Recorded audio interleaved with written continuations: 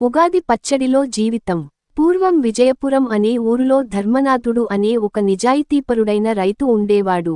అతనికి భార్య సీతమ్మ, కుమారుడు రామయ్య. రైతుగా ఎంతో కష్టపడినా ప్రతి ఏడాది ఏదో ఒక ఆటంకం వచ్చి నష్టపోయేవాడు. కాని ధర్మాన్ని వదలకుండా, శ్రమను విడిచిపెట్టకుండా జీవితాన్ని ముందుకు తీసుకెళ్లేవాడు. ఒక ఏడాది ఉగాది పండుగ ముందు రోజు సీతమ్మ ఇంటిని శుభ్రం చేసి మామిడి తోరణాలు కట్టింది. రామయ్య తండ్రితో, నాన్నా, ఈ ఉగాది మన జీవితం మార్చిపెడితే బాగుంటుంది అని అన్నాడు. ధర్మనాథుడు చిరునవ్వుతో, బిడ్డా, ఉగాది మన జీవితాన్ని మార్చదు. మన ఆలోచన మారితేనే జీవితం మారుతుంది అని చెప్పాడు. ఉగాది పచ్చడి 6 రుచుల జీవితం. అదే రోజు సీతమ్మ ఉగాది పచ్చడి తయారు చేస్తూ చెప్పింది. పులుపు, తమరిందు, జీవితంలోని ఆశలు, అనుభవాలు.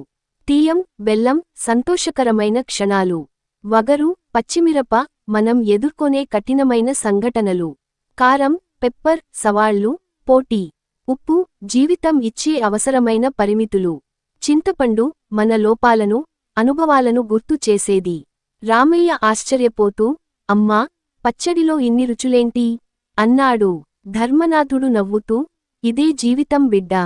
ఇందులో అన్ని రుచులు కలవాలి. తీయదనం మాత్రమే ఉంటే బోరుగా మారిపోతుంది. కారం ఎక్కువైతే తట్టుకోలేం. ఉప్పు లేకపోతే రుచే ఉండదు. అలాగే జీవితంలో సంతోషం, బాధ, విజయాలు, పరాజయాలు అన్నీ ఉంటేనే అసలైన జీవితాన్ని అనుభవించగలం అని చెప్పాడు. కొత్త ఆలోచన, కొత్త శుభారంభం. ఆ మాటలు విని రామయ్య కొత్తగా ఆలోచించాడు. అన్ని అనుభవాలను సమానంగా స్వీకరిస్తేనే నిజమైన విజయం సాధించగలం అని గ్రహించాడు. అదే రోజు నుంచి తన చదువులో, పనిలో శ్రద్ధ పెట్టాడు.